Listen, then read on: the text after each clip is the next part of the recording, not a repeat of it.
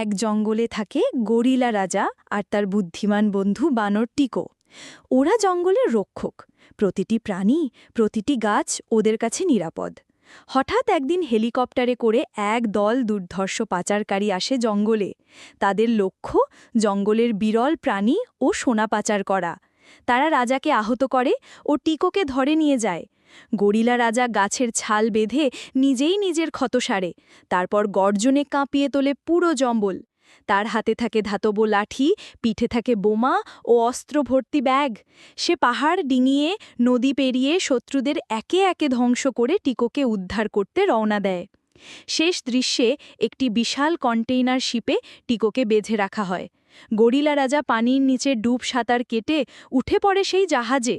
বাজে মারাত্মক যুদ্ধ। হেলিকপ্টার থেকে গুলি, ড্রোন আক্রমণ, বিস্ফোরণ। তবুও গরিলা থামে না। অবশেষে সে ক্যাপ্টেনকে মেরে টিকোকে বাঁচায়, জাহাজে আগুন লাগিয়ে পুরো অপারেশন ধ্বংস করে দেয়। তারপরও তোমরা কেউ লাইক সাবস্ক্রাইব করলে না।